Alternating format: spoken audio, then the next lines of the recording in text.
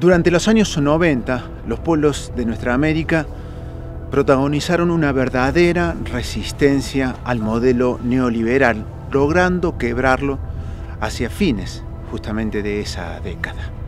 En ese contexto de movilización social se manifestaron expresiones políticas y movimientos sociales que reclamaban un verdadero cambio civilizatorio. Mientras tanto, la expansión de los BRICS y la crisis financiera global dispararon sideralmente el precio de los commodities. Soja, petróleo, metales preciosos generaron un boom de inversiones y la expansión de la frontera extractiva.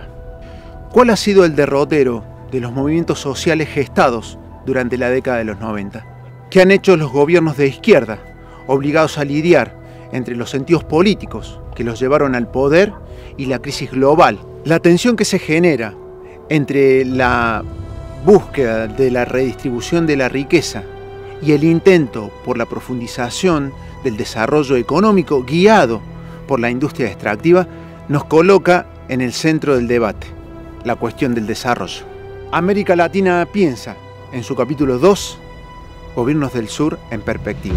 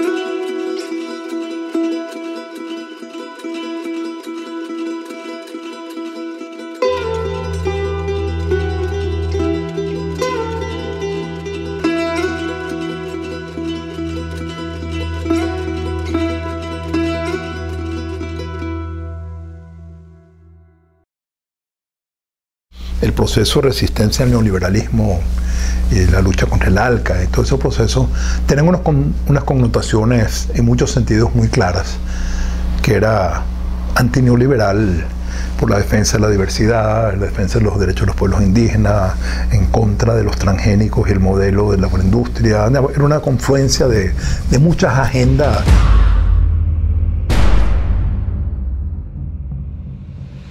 El continente en su conjunto ha virado hacia la izquierda, hacia la transformación, hacia la emancipación.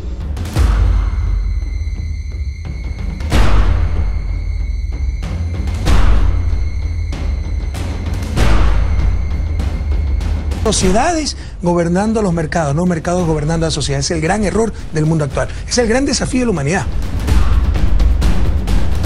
Salvar la vida en este planeta.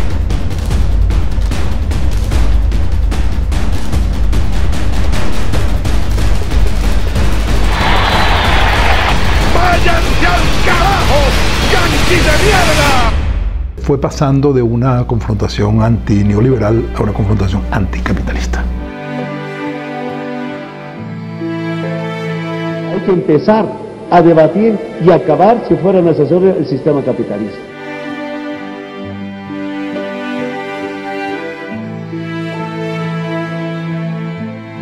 Estas nociones de suma camaña, suma causai, la noción de derechos de la naturaleza en la Constitución ecuatoriana, etcétera, son, uno de esos textos, son unos textos absolutamente radicales. No es un remiendo del liberalismo, sino que es una ruptura total y una ruptura también epistemológica.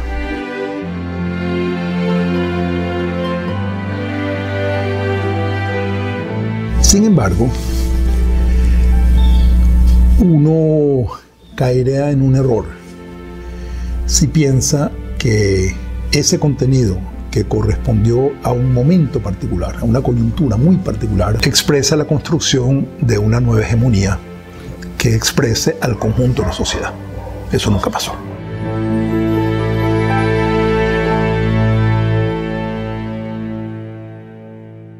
Luego de este periodo de grandes movilizaciones y resistencias al neoliberalismo en Bolivia, en Argentina, en gran parte de los países de América Latina, donde se hablaba mucho de alternativas al capitalismo. Lo que se ha desplegado con fuerza es más capitalismo, es decir, un desarrollo capitalista más intensivo, eso sí, con mayor intervención estatal. Todos los recursos naturales que hemos tenido jamás han servido para que el pueblo boliviano pueda tener unas mejores condiciones de vida, para que le sirva al pueblo boliviano. Más bien le significaba muerte, miseria. Por ejemplo, la plata en Potosí. Se recuperan los recursos naturales y inmediatamente se plantea que esos recursos naturales le sirvan al pueblo boliviano. Se puede interpretar lo que está ocurriendo en América Latina como una situación agónica en muchos aspectos. Los gobiernos progresistas como la posibilidad de innovar en medio de algo que parece diseñado para no permitir ningún cambio, ni siquiera reformas, ¿no? Lo que estamos viendo que ocurrió en Paraguay y Lugo, lo que ocurrió en Honduras. Cuando llegaron los gobiernos progresistas no han retomado el desarrollo económico como estaba antes. Las economías estaban desindustrializadas, abiertas, los estados deshechos. Entonces hubo que apoyarse en gran medida hasta ahora en la exportación de productos primarios, la explotación mineral. Como dice Rafael Correa, no le gusta la explotación mineral, pero le gusta menos la miseria y la pobreza. Tampoco son cambios paradigmáticos, que son los que necesitamos. Son disputas por mayor redistribución de renta, cosa que ya es bastante decir. Que hay diferencias entre los países progresistas, todos estos ya mencionados, y los países neoliberales. En esencia, todos están dentro de la modalidad de acumulación extractivista, no hay cambio alguno. Ahora, hay una suerte de neoextractivismo, donde yo sí anotaría algunas diferencias. Uno, una mayor presencia del Estado en el control de estas actividades. Luego tenemos algo que es positivo, el hecho de que estos países tienen preferencia por la inversión social y no por las demandas del capital internacional, el pago de la deuda externa. Yo creo que eso es otra de las características, y en ese contexto estos países buscan atender las demandas de la sociedad. Han invertido para reducir la pobreza, en algunos casos de manera significativa, pero no han afectado la estructura de concentración de la riqueza, no afectan la modalidad de acumulación. Eso no quiere decir dejar de reconocer cambios grandes. Por ejemplo, en el caso de Bolivia, Ecuador y Venezuela, poner las regalías sobre el sector hidrocarburos fue importante. El cambio del manejo del control de los recursos en Bolivia fue también muy importante, pero no lo hicieron en minería, fue solo en petróleo. Entonces, como que se les gastó la energía. Dimos la batalla dura al neoliberalismo porque eran estas empresas que abusaban de nuestras naturalezas, de nuestras tierras y de nuestros estados. El tema es que perdimos de vista el hecho de que esas riquezas naturales se agotaron. Tú ya no llegas, haces un hueco y sale el petróleo. Ahora haces eso, pero el petróleo es más pesado y es más difícil transportar. Y cuando quieres hacer el hueco y sacar el petróleo, tienes que meter energía o tienes que meter agua. Y en el caso de la minería ya no es que vas, haces un hueco y te llevas el material. No, ahora tienes que disolverlo y meter grandes cantidades de agua. Necesitamos grandes cantidades de agua, necesitamos una infraestructura mucho más compleja, necesitamos mucha energía, necesitamos un Estado que organice eso.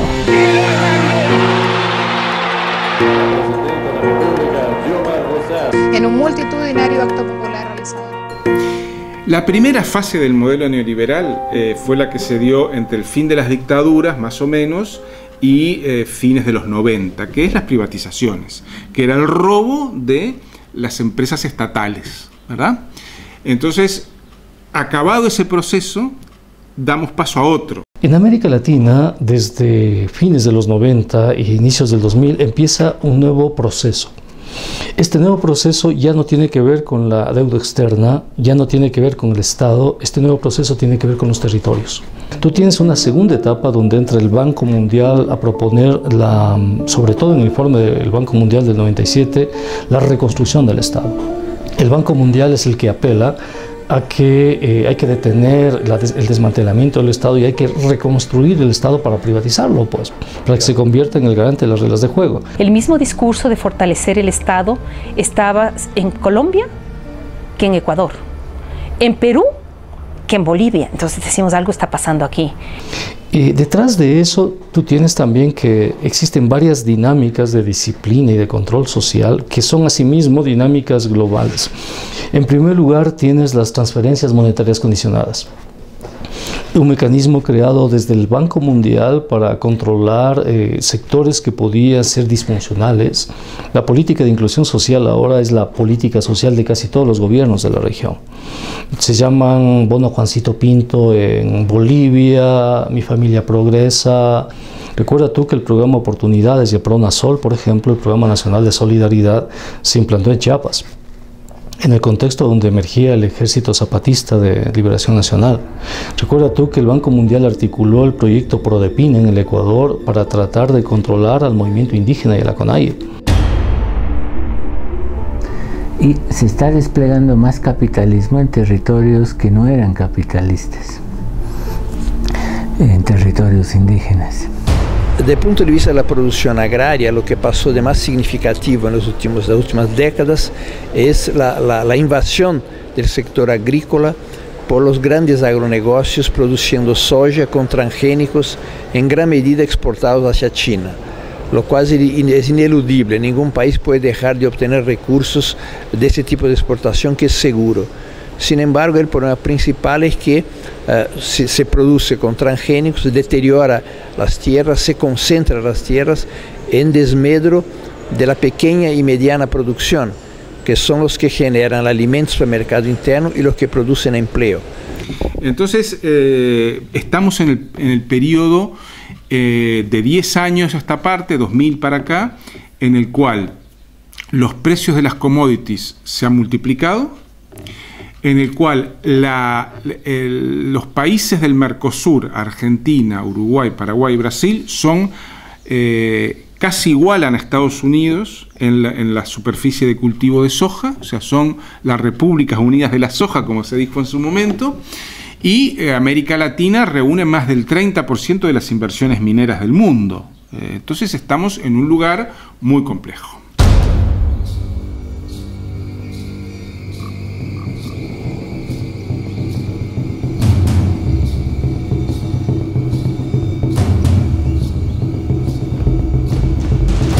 La forma como se ha planteado esto en el seno de la izquierda, que si vos querés la antítesis entre pachamamismo y desarrollismo es una antítesis falsa, ¿verdad? Y que no nos permite resolver el problema.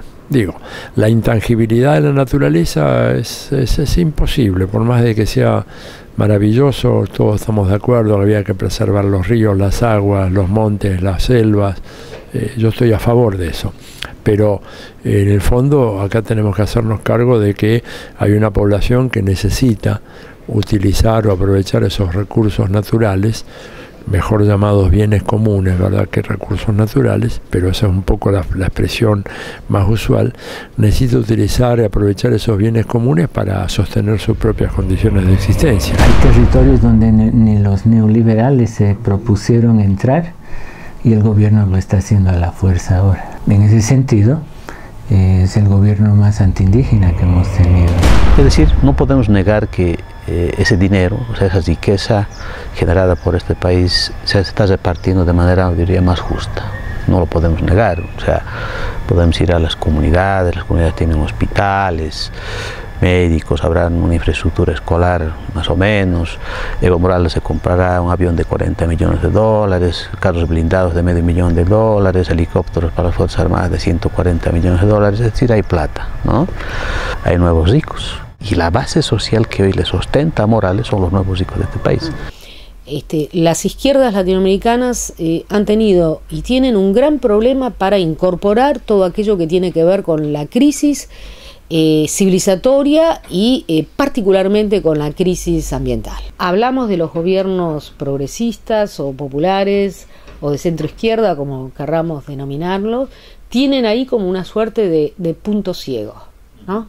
han incorporado de tal manera las exigencias, el ideario del progreso, la civilización, el desarrollo, de tal manera todavía los países del norte siguen siendo el modelo, ¿no?, a alcanzar, que esto no aparece problematizado.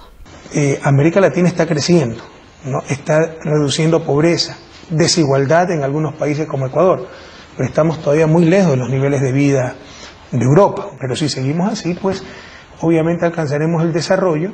En estos momentos América Latina se ha convertido en tierra de oportunidades, ¿no? El problema de fondo aquí es la discusión del desarrollo y claro, esto se debe a la política del norte, a la política de las transnacionales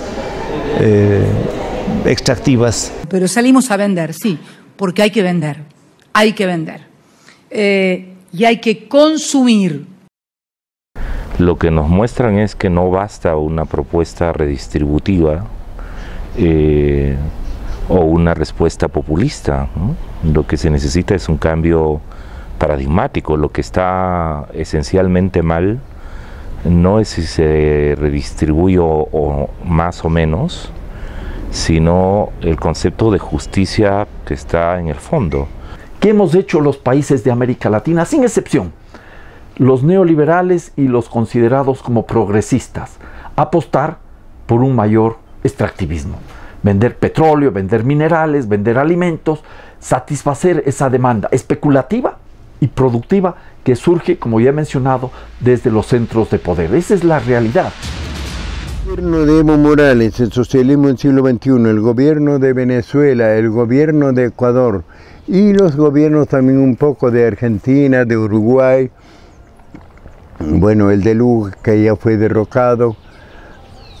Nosotros defendemos a ellos en cuanto significan una reacción contra el imperio norteamericano, ¿no?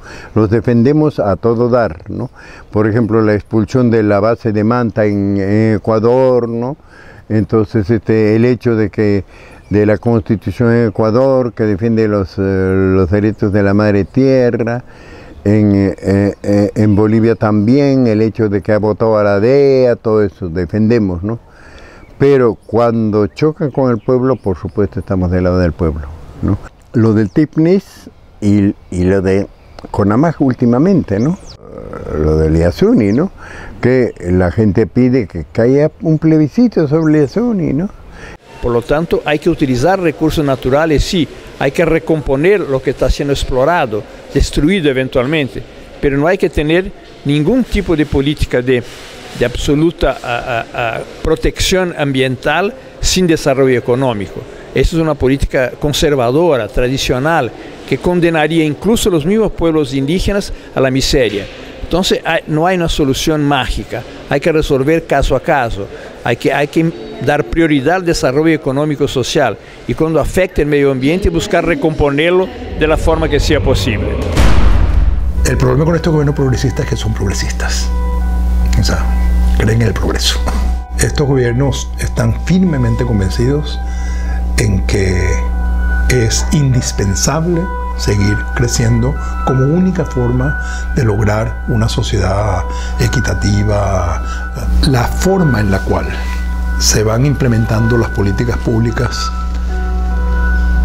está llevando a una acentuación de la lógica destructiva, característica del capitalismo.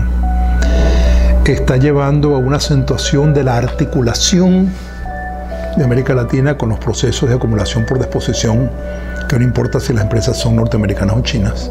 Estamos pasando del eje del consenso de Washington al consenso de Beijing, porque China, si bien no nos impone condicionalidades de política económica como lo hacía el consenso de Washington, impone otro tipo de condicionalidades.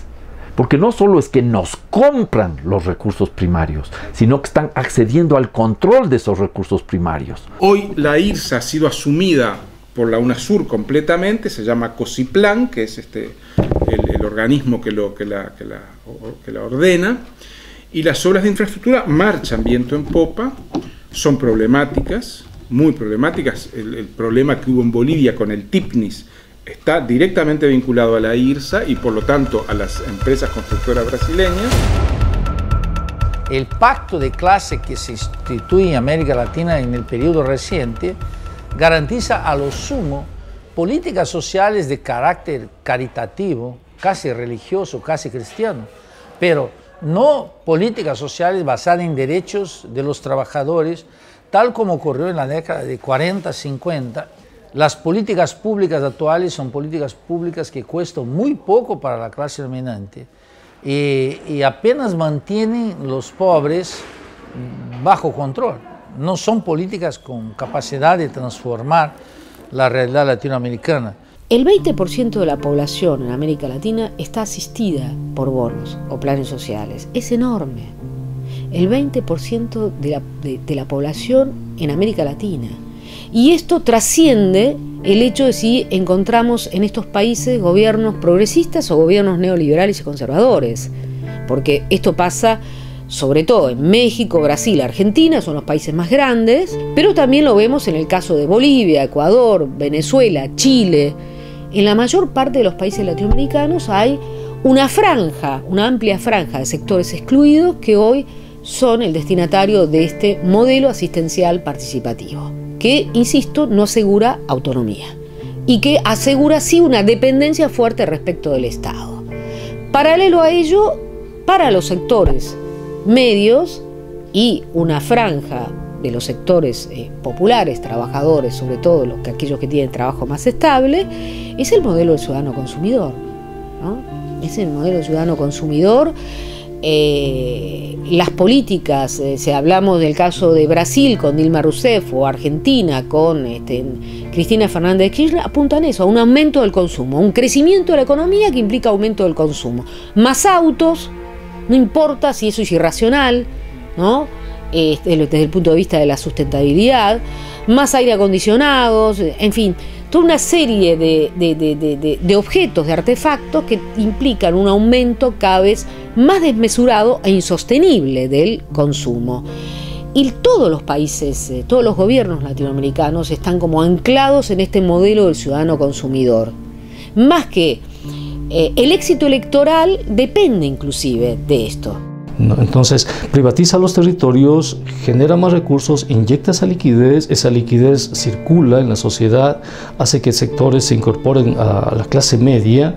Esos sectores que se incorporan a la clase media lo hacen desde el consumo, un consumo fetichizado, un consumo alienado, un consumo inscrito en las relaciones mercantiles del sistema, y se convierten en los mejores garantes de la estabilidad del sistema y de la estabilidad y la gobernabilidad de esta privatización territorial.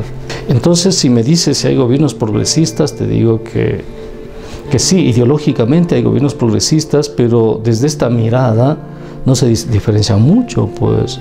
Y si tú quieres, constituyen un peligro porque te impiden ver, te generan un velo ideológico que te impide ver las dinámicas de la acumulación de capital.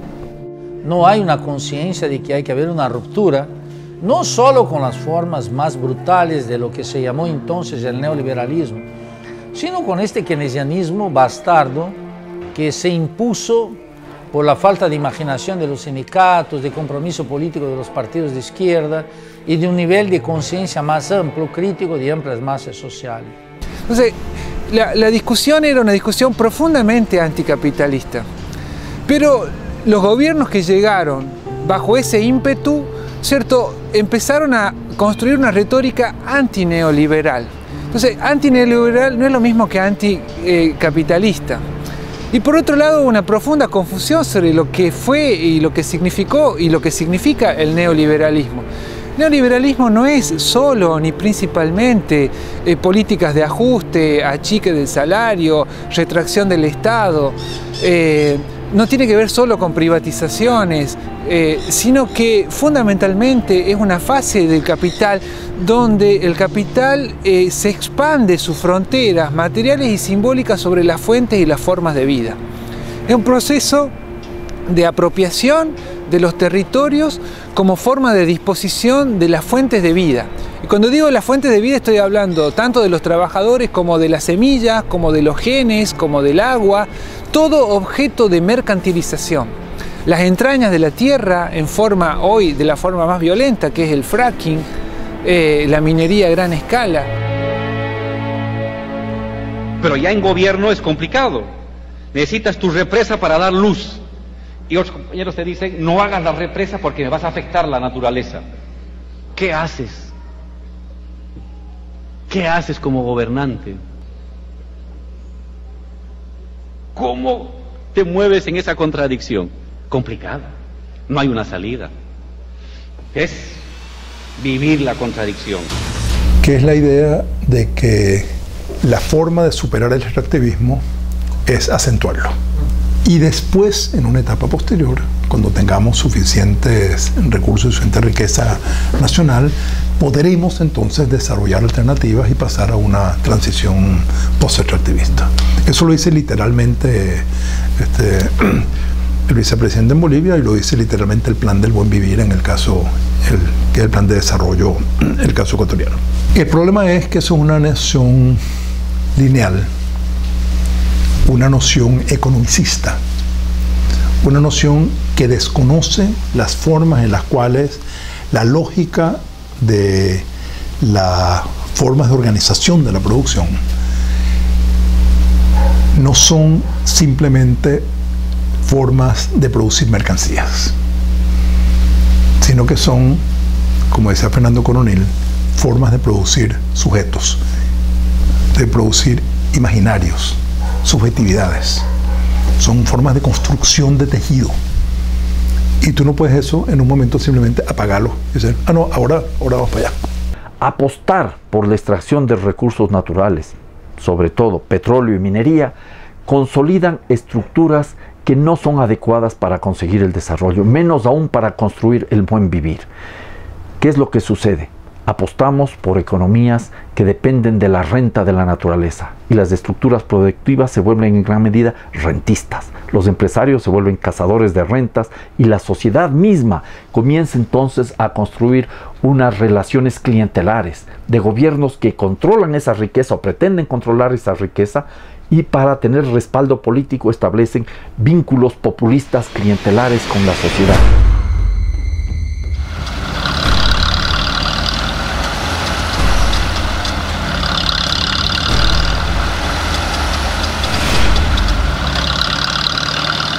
Ecuador hoy tiene 15 millones de habitantes aproximadamente. En 25 años va a tener 30 millones. Un gobierno de izquierda, ¿verdad?, va a tener que construir más escuelas, más hospitales, más centros médicos, más caminos, más puertos, más toda clase de facilidades, que implica mayor utilización de los recursos naturales. Y por más que tenga una propuesta que sea de respeto absoluto a la madre tierra, de todas maneras la madre tierra va a tener que darnos los elementos que necesitamos para alimentar, en el caso del Ecuador, al doble de la población que hay hoy. No hacerse cargo de ese problema o proponer fórmulas neomalthusianas como crecimiento cero me parece francamente un planteo que no tiene nada que ver con la izquierda. El vivir bien es a lo que se llegaría en un futuro. ¿Cómo llego yo a ese vivir bien? Por una variedad de desarrollo. Eso va en contradicción con las ideas originales del vivir bien, porque las ideas originales del vivir bien eran una crítica a todas las versiones de desarrollo. Nos complacemos de ciertas, digamos, enunciaciones generales nada más. O sea, está bien conservar la naturaleza, respetar la madre tierra, que muchos pragmáticos, estatalistas, etcétera, no lo hacen.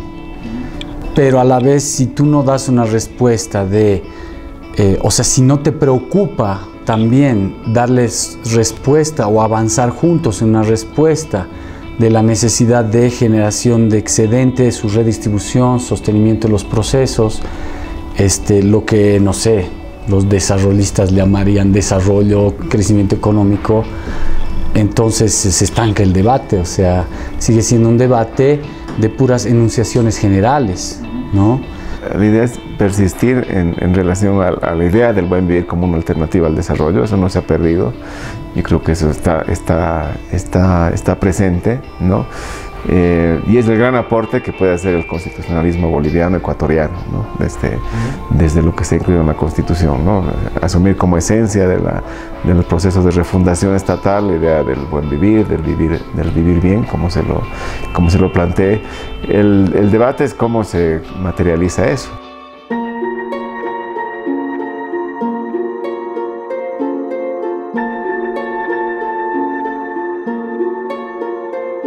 Bolivia hay un grupo de ambientalistas que tienen su celular BlackBerry, que viajan en avión, que no les falta nada y reciben el financiamiento de USAID o de alguna ONG extranjera. No están peleando por la madre tierra, están peleando por la idea que tienen extranjeros, de que como ellos han acabado los bosques, nos toca a nosotros ser los guardabosques. Héctor Alimonda decía que la mercantilización de la naturaleza en esta nueva etapa de acumulación de capital tiene como tres características, ¿no? Una, la depredación de los ecosistemas. Dos, la violencia y la restricción de los derechos humanos. Y tres, el desconocimiento del otro, de la diferencia. Porque los guardianes de las lagunas en Conga aparecen tan terroríficos y necesitan ser demonizados. Es lo mismo, digamos, ¿no? Las rondas campesinas estamos cruzando por una situación bien difícil.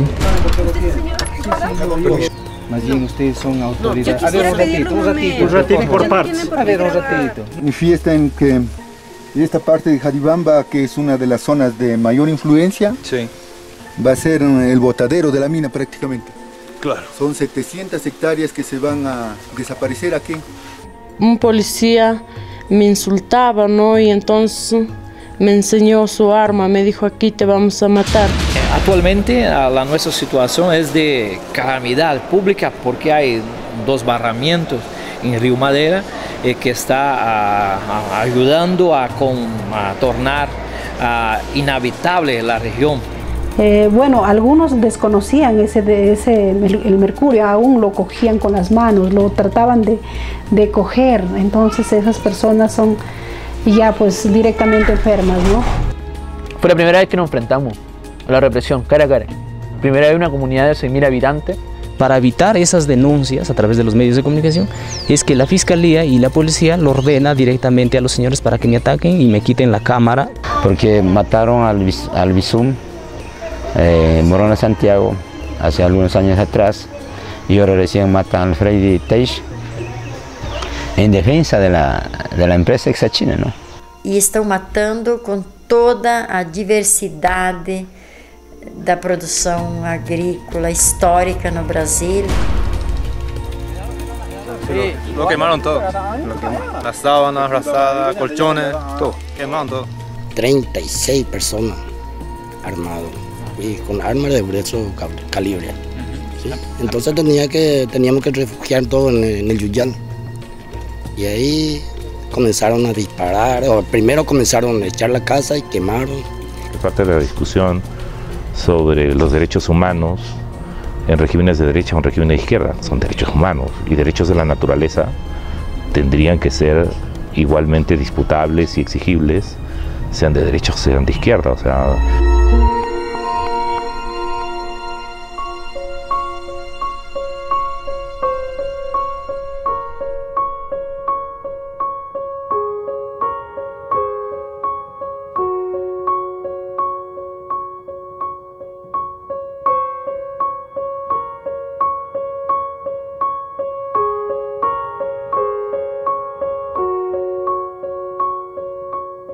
Porque parece olvidar pues cómo encontraron los Kirchner en Argentina, pues. O no se acuerda el corralito, el colapso de la convertibilidad, el desastre cuando Menem vendió hasta la camisa de la Rúa con Caballo que colapsó. Se olvidaron ya de eso. Es que se han olvidado cómo durante 70 años Venezuela fue el principal productor petrolero del mundo y toda la plata de la oligarquía venezolana se la llevó a Miami. Se olvidaron de eso.